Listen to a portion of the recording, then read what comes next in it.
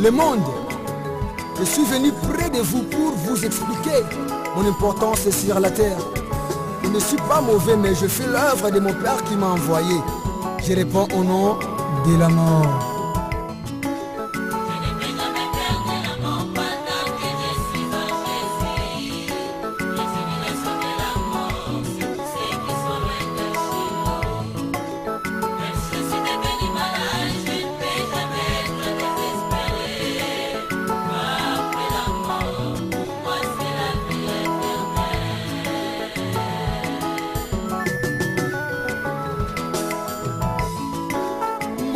Na ye koloba e lelonga na ye kopanza na finga mingi na mokili e ata mokili bolinga kanga ite o na mabota na bino boyina nga bolobi na za visiteur sans invitation na kotaka na ndako na betaka te kolobi pa na bino na tunaka te kombo na nga ye kombo na nga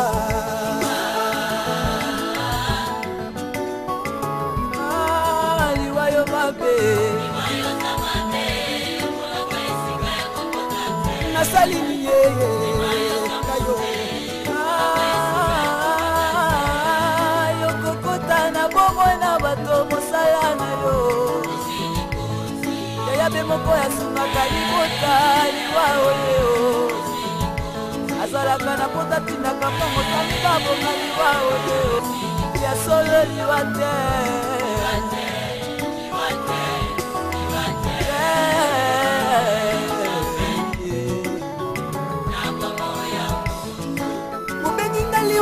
mokili bino bolobi nga liwa naza move kasi nzambe na bino ntango asali mokili ye asali bino na biloko nyonso ye ozalaka na kimia na mokili kaliwa bato nazalaka na ngai te o na mibeko nzambe apesaki bino nedene bino nde boboyaki na bino kotosa ye nakanda na nzambe ye ekokelanga liwa atindinga na kati ya mokili ye alobi liwa wana yokei ye moto umela libela te na mokili ye napesi bango mibeko na ngai yo liwa telema nsima ya mibeko ye baoyo bakotosa mibeko ye tika bango baumela na mokili ye yo kokota na bomoi na bango mokoloma na kopesa yo permission kasi boyo bakoboya kotosa ye longola molimo na bango na mokili ye wapi mabe na ngai yo wapi mabe na ngai ye wapi mabe na ngai ye nanazaka ketinda ya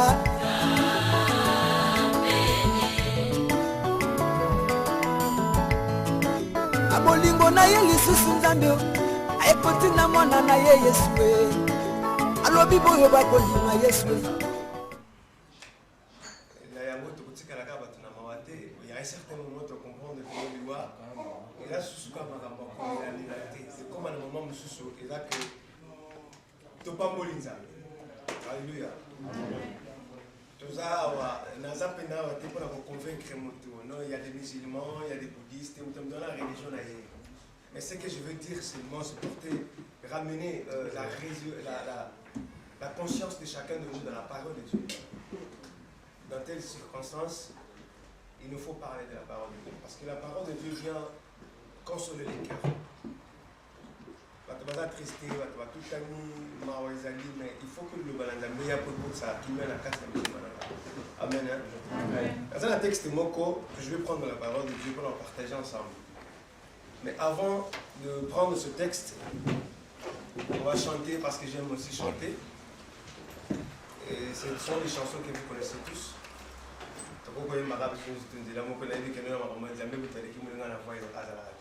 Amen. Yesu azali awa, Yesu azali awa, Yesu azali awa na biso, Yesu azali awa, Yesu azali awa, Yesu azali awa. Alléluia, Alléluia, Alléluia, na Yesu, Yesu mwana nzambe.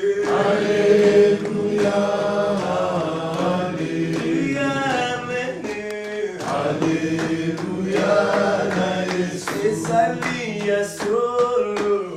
Alléluia na Yesu. Yesu elonga nanga. Alléluia. Alléluia, amen. Alléluia na Yesu. Oh, tukutani na Yesu, tukutani na Yesu. Tukutani na Yesu, tozibomo.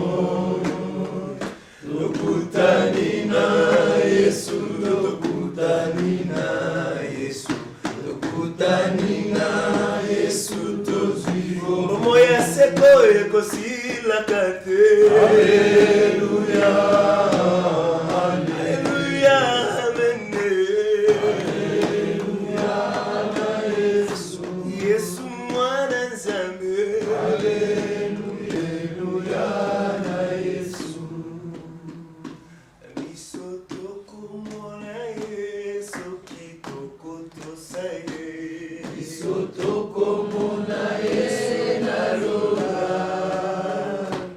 Biso tokomona Yesu kitoko tosaye.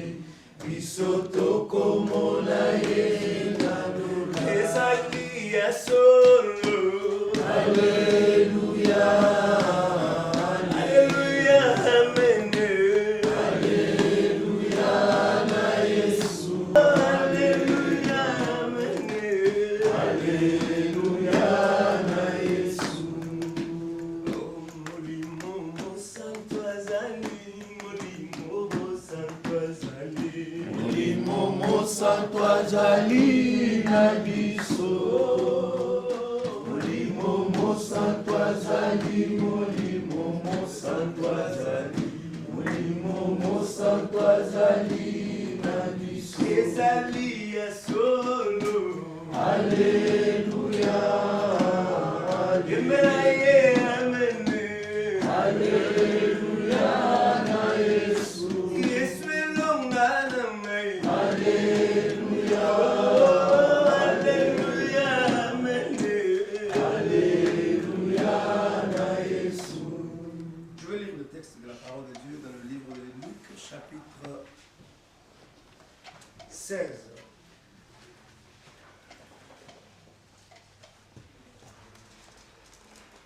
Il est écrit, c'est une histoire qui nous parle de deux personnages.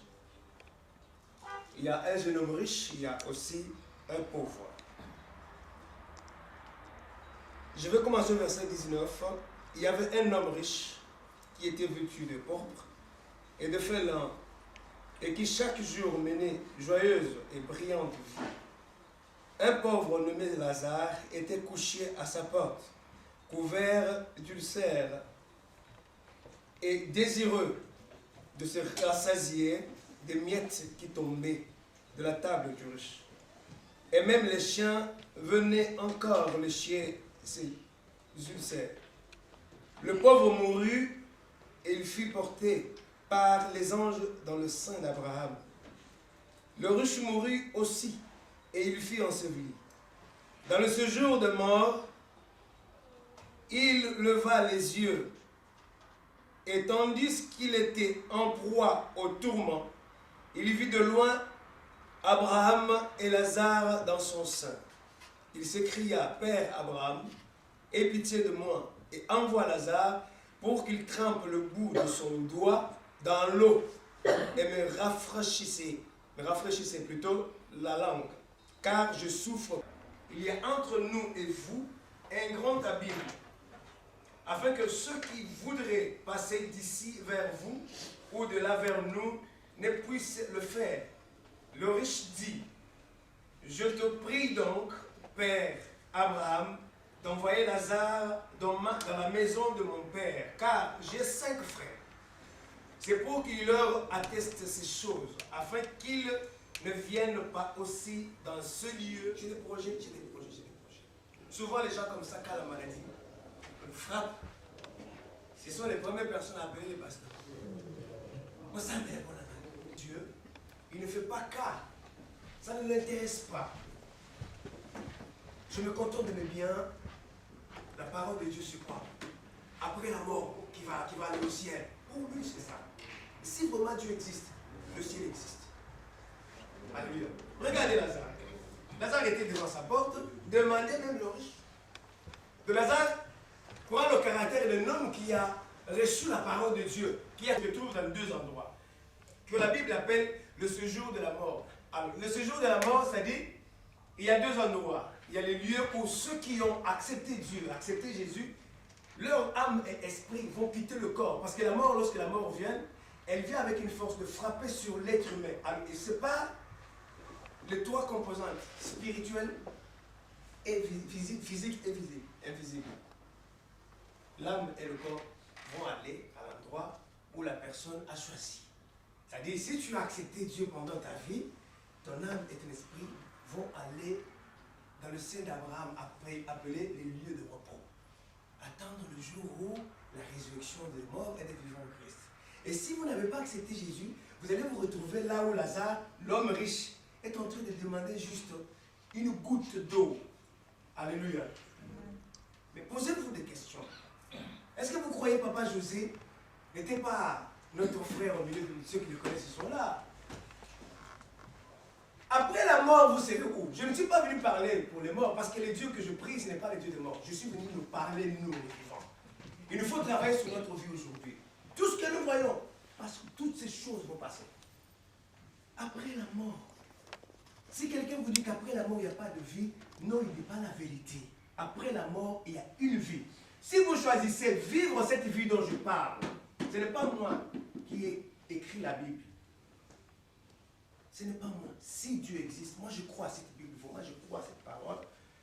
Peu importe, je crois vraiment de tout mon cœur. Je sais que ce qui est écrit, si l'homme accepte et le met en pratique, il verra la paix de Dieu. Amen. Je crois. Parce que Dieu n'est pas un homme pour mentir, ni fils de l'homme pour se repentir. Ce qu'il dit, il est derrière sa parole pour l'accomplir. Si on n'accepte pas, souvent nous prions, même ceux qui prient, même ceux qui ont Jésus. Seigneur, je veux ta volonté. Seigneur, je veux te voir. Tu veux voir Jésus. Mais lorsque tu ne marches pas avec sa parole, les pasteurs parlent, les serviteurs, les enfants de Dieu parlent. Il n'y a pas seulement que les pasteurs. Les enfants de tous, on est enfants de Dieu. Pasteur ou pas, prophète, on est enfants de Dieu. Ce sont les ministères. Mais, quand on parle de Dieu, pour vous, ça ne vous dit rien. Si ça ne vous dit rien, il y a un blocage. Sachez qu'après la mort, vous allez vous retrouver à la place où le riche se retrouve. Parce que c'est la parole de Dieu. Le temps passe, on répète les mêmes choses. On répète les mêmes choses. Posez-vous la question. Je suis né. Je vais où? Il me reste combien de temps? Peut-être vous disiez, demain, je vais aller visiter une église. Ah, ce pasteur-là a parlé. Il a crié, mais je ne sais pas. Mais moi, je suis sûr.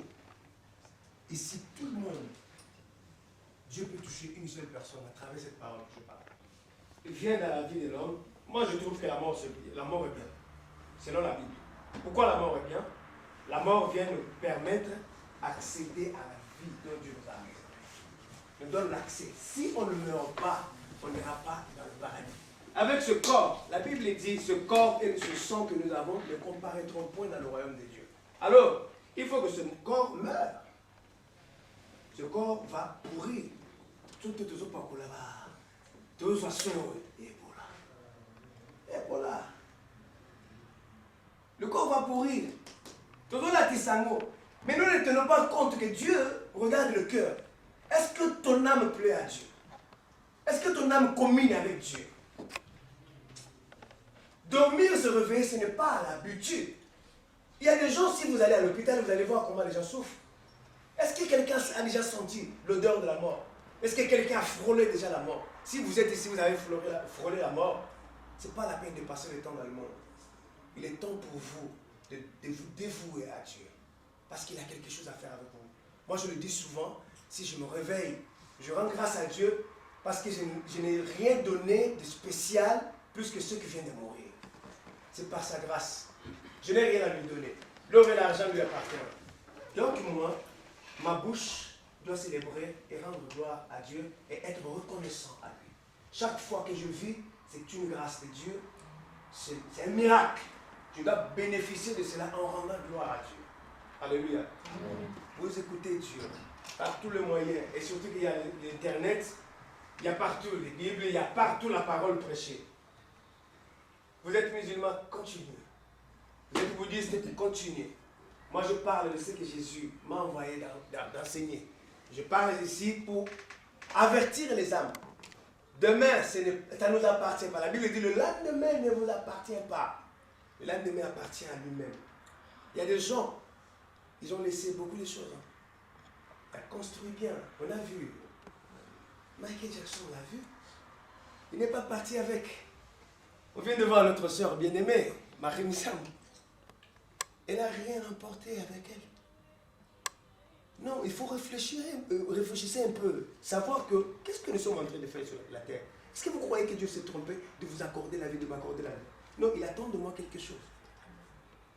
Nous sommes les porteurs de la gloire de Dieu sur la terre. Ce n'est pas pour rien. Même si vous n'avez pas encore accepté Dieu, mais dites-vous déjà, il fait paraître son soleil sur les bons et les méchants. Il nous fait grâce. Et lorsque nous entendons la parole de Dieu, il ne faut pas endurcir nos cœurs. Laissons-nous emporter par la parole de Dieu. Peut-être demain, vous n'entendrez plus cette parole. Peut-être demain, vous attendez demain. Il n'y aura pas l'occasion.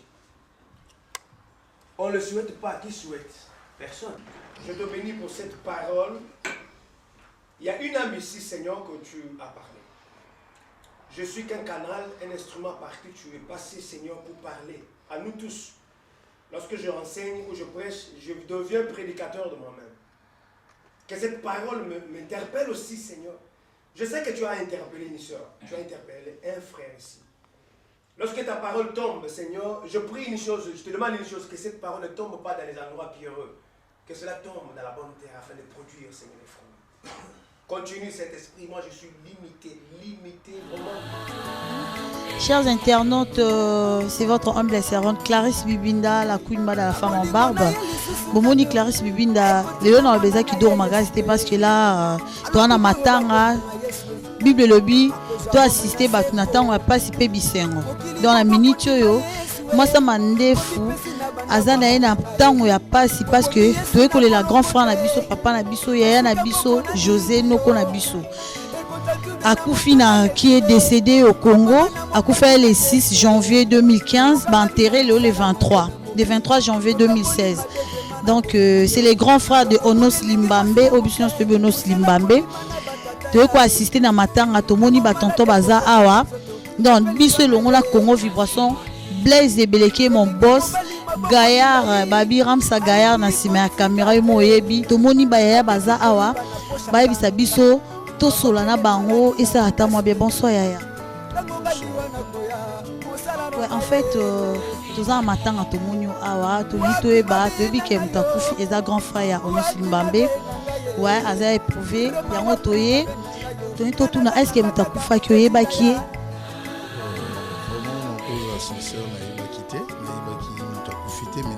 grand frère Onos Limbambe parce que nous avons bien formé nous sommes frère ami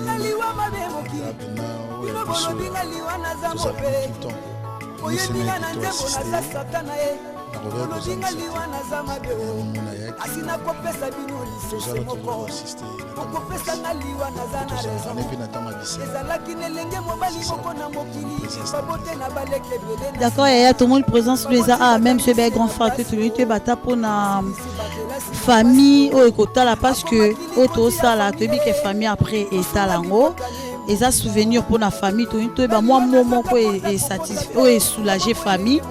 Attends moi moment il y a consolation pour la famille tombe au la vidéo au bail non on était ensemble avec eux tous allés n'a pas si t'es malade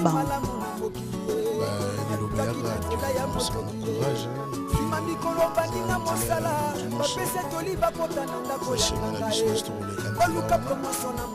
Kazali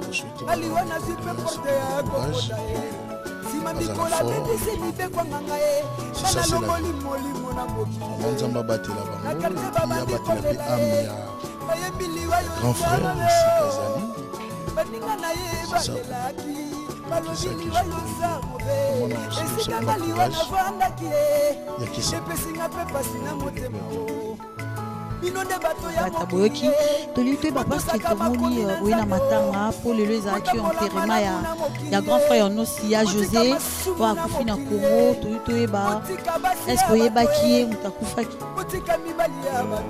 nayebaki ye bino bakongole onosi aza olelimaki lesopani na Congo po botaboli mabe na mokili ye 40% bopesi na kindoki ye est-ce que eza un souvenir na ye moko ya malamu to 10% bopesi na moyibi ye 10% bopesi na lokuta botaboli malamu te na mokili ye lelo baboti bakomi kokunda bana ye esika bana d'accord est-ce que eza mwa moment te mpona consoler famille oyo baza en pasi oyo bauti obimisa mwana na bango nokola bango ndeko na bango mwa moment mpo consoler famille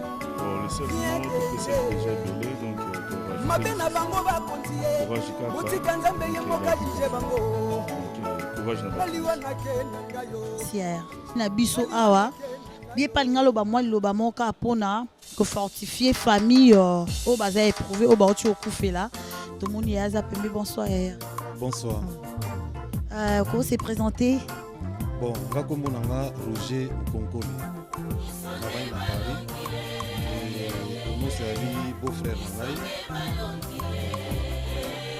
est-ce que toni toyeba oyebaki moto auti kokufa ya José oyebaki ye pour être franc nayebaki ye tovandaki vraiment esika moko parce que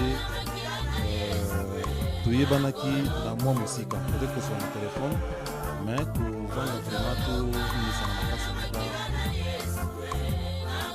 d'accord oyebaki ete yaya est-ce que okoloba mwa liloba moko consoler famille parce que oyo tosala etikala donc baotala bayebake biso mpe tozalaki na pasi na bango tolelaki elongo na bango mwa momo ya consolation oyo ekoki kofortifie bango consolation eza kaka ke c'est difficile ya koloba mais kovivre eza mwa mpasi ya facile ya koloba mais kovivre yango eza mwa mpasi bazala na courage basala mwa effort basurmonte bayebakosokipe na bandeko je pense que osali merci wana nde toyesaya bino biso Congo Vibration tolela kaka tolelaka parce que babi grand frère Onosi Mbamba akufi babi bino boyebi Onosi Mbamba prix Nobel de la SAP donc ana pasi makasi tomoni batonto bapembe na biso baza pembeni awa bango mpe baye koassiste na matanga ya Onosi baye kolela tolui toyeba baloba ta mwa moment mpo econsoler famille bonsoir yaya oui bonsoir bon c'est vrai que liwa yango biso ne tozali toza bachrétien na se rappelaka toujours na parole Nzambe alobaka que ennemi ya suka akozala détruit oyo balobaka le dernier ennemi qui sera détruit c'est la mort. Donc au jour d'aujourd'hui tokoki jamais kolobaka soki moto akufi eza esengo eza toujours mawa na mawa wana ezosalake vraiment tozo partager ba souffrance ya Onos nabi que eza toujours pas c'est soki moto akufeli mais maintenant eloko kaka tokosenga Onos aza na courage et puis ayeba que même soki moto wana akufi que ye epesa ye surtout makasi mingi akontinue na makambo ya Nzambe et akontinue koyeba ke avec Dieu soki mutu wana pe un jour selon ba promesse ya Nzambe akozala na monde na ye c'est-à-dire oyo tobengaka na paradis et que un jour bakoki kokutana donc epesa biso pe leçon mais en tout cas c'est vrai que ndenge na uta koloba la mort jamais toko considérer yango neti eloko ya esengo eza toujours eloko ya mawa eza toujours eloko ya pasi et le dernier ennemi qui sera détruit c'est la mort. Merci Yaya. Bon, Michel Owanga Chova Métropole onde kaka maître Otoloba Maître Michel Tamba donc toye juste pour nous témoigner sympathie na biso solidarité na frère na biso Onos. Donc, toujours partager mawa ensemble et puis tout qui nous sommes beaucoup ensemble frère na biso akufi et que Nzambe akoka vraiment ko fait sa kimia et que on est ensemble donc voilà quoi. Ouais kandi na ese bino to aka na matanga tolekisaka micro na biso Congo Vibration biso tolela na biso na bao baolela tosepela pe na bao baosepela tomoni yaya aza pembeni awa donc aloba mwa moment mpona mama matin. Bonsoir yaya. Bonsoir maman. Vous se présenter. José Elonga. Ya José Elonga tomoni yo awa na matanga yo no Simbambe. Est-ce que mutu akufi oyebi? Bon, mutu akufi aza mon tante nanga. Aza cousin na ngai. Aza grand frère na ngai. Bango mutu. On fait des sorties de lokola et tout.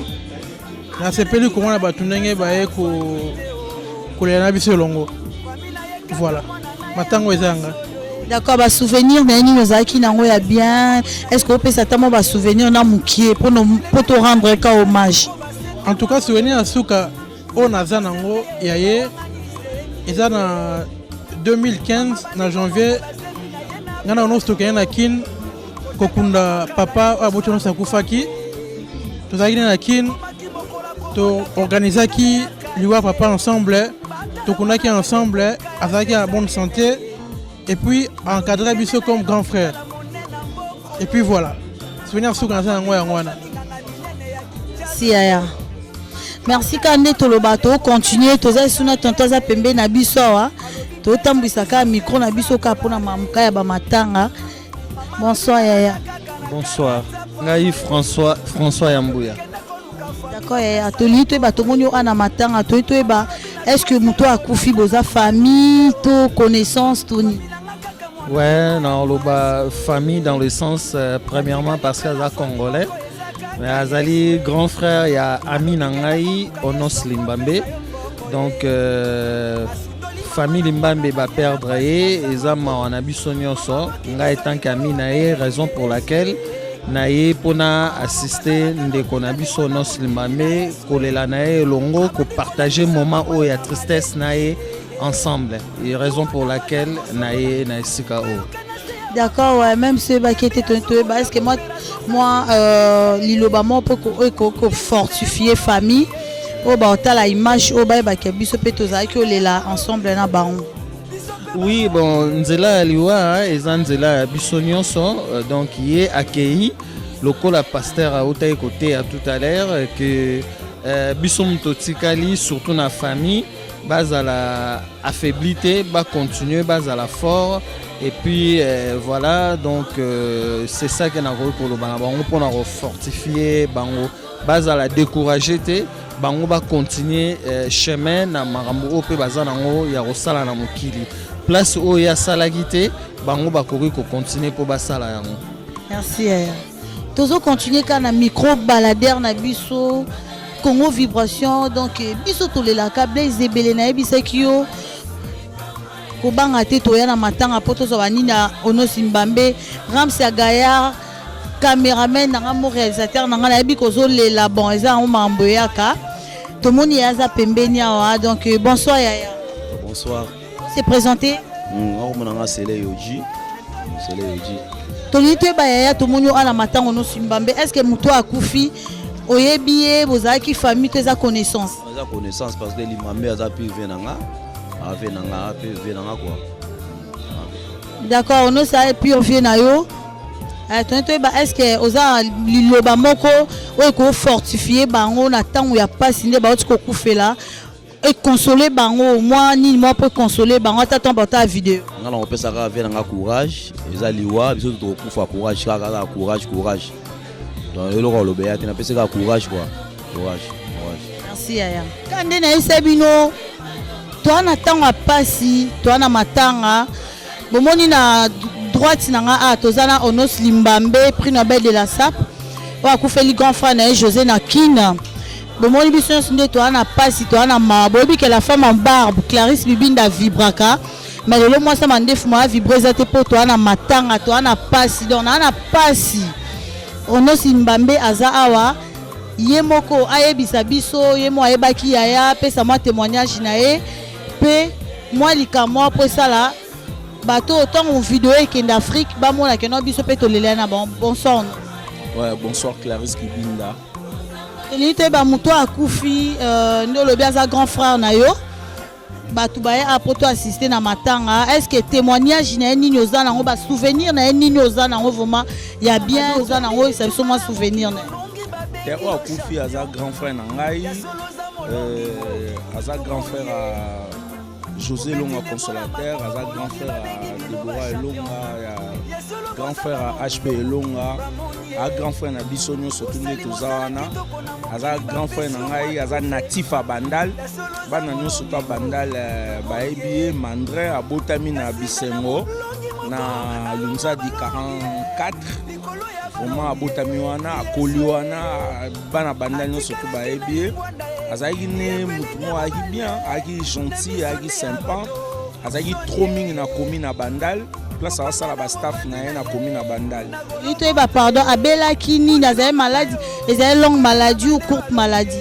Ouais, c'est une courte maladie, yeux brusquement et puis mimimba la mort.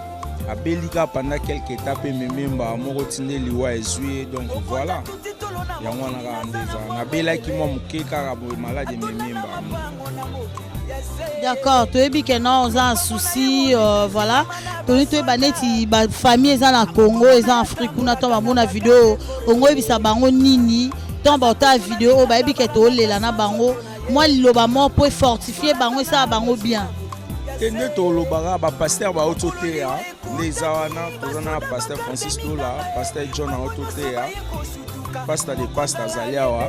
Nde bazo consoler biso ara liwa ezali passage ya biso nyonso nde tozana donc poto mona nzambe to koleka nzela wana tozali poussière tozongaka na mabele mais za pasi mingi nde ba pasteur bate ya biso ke komona ke non mutu akufi po akufi na âge ya 55 ans komona mutu akufi po jeune quand même jeune papa droloba et ça quand même passe donc nous courage na nous sur la chasse au partout place bazali ba ope ba ebaki malgré sa douleur accueilli mais tout ce qu'elle n'est pas ta montée ma tout ce qu'elle a bossa na été grand frère na wana donc le bara wana bande kono space bazali na Kinshasa na Nigeria ba ope baza na Finlande ba bana na yemusu bazakuna ba Lidi bazana ba Nigeria ba Eget ba bazana ba Kinshasa pe ba bazali partout place bazana ba Maroc ba Aimé ba msusu pe ba uta musika ba uti ba Lyon ba Karine ba ye ba Tikali to lubara ke non nde zana biso nyonso tout bara na passe na motema nde tozana moni lelo to moni ba ko soutenir biso na moment ya deuil pour nanga eza esengo komona batu boye omona omoni nde ba pasteur Francis Lola batera biso fo saka malamu na mokili kotambola pe bien sozo tambola bien na mokili nde zana eza très important bible mutelobe onzambe mutalobe le na moni bino na moni ba double Serge Kassiama parce que Serge te pour ba Serge double pe bazala yaza double Serge Kassiama na moni double Serge au monde en ezana vraiment avec soutien assistance ça lui a plaisir à mingi na moni omo Clarisse Ndele moi ça m'a dit faut ça na ba Christelle na moni ba Fallon na moni ba Serge Kadilou ba Mena Kaluji vraiment toute la famille ba Pami ba Freeman en tout cas ba soutenir ngai vraiment ça lui a plaisir à trop na moni ba petit frère na ngai ba Jancy Milambo na moni ba onyo surtout Joe Amoni petit golé batuno surtout en tout cas vraiment ça a plaisir à tout. Merci. Ouais moi ça mandé fuka ndenga esa bino. Moi il on a vibré ça te boy binga na vibra na la femme en barbe mais tara na mamba ba matanga oyoyo ah grand frère a kufi dans moi vibré ça te tout ça ah tomoni na pasteur aza awa. Donc bisons to na matanga to lela. Donc, ton numéro s'est présenté. Bonsoir. Bonsoir, Shalom. Est-ce que beaucoup s'est présenté? Oui, pasteur Francis Lola, ambassadeur de la paix.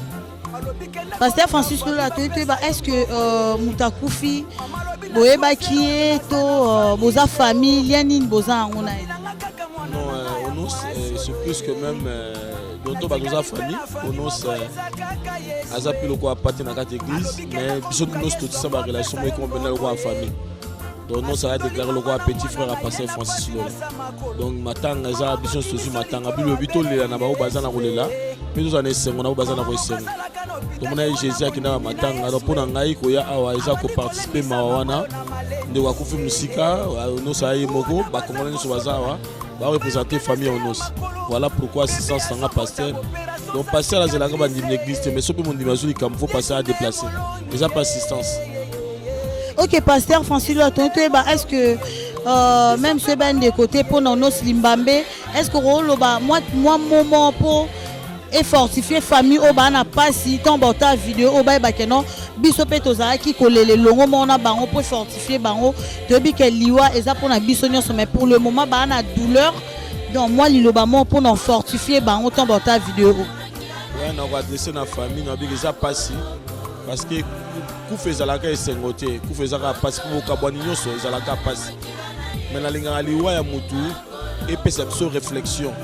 Oui, vaut mieux que nandako mutaku feli ko que nandako esengo parce que nandako esika liwe ezali nde otina mutu à réfléchir mais na biso nyos tozali na kata mokili to ko soutenir bino na moyen ba prière na moyen misolo mais ko bondisa mutema ya mutu pe ko kausa pota esiko nza parce que ba ande ko na bango propre ozomona nalika nzambe walbaki molimo mosantu akosola mitema kwa kausa pota mitema abondisa mitema bandeko bazala kisasa pe apesa bango kimia to bonda na nzambe mbala sima bible bike mutu oyo azali mwana nzambe akokufa na ba age wana te nde ono sauti ko ba mais liwa ezora na tango nyoso te ko kozwa mutu to pesa na maboka nzambe ndenge jo babaki l'éternel a donné l'éternel a ôté que son nom soit loué et puis babito uti na mabele to zonga na mabele kimia na libota to kanga ndokite to talisa na nganga te epesa biso susu moya kolukelo na nzambe po mbala sima makambo ekota isu na famille te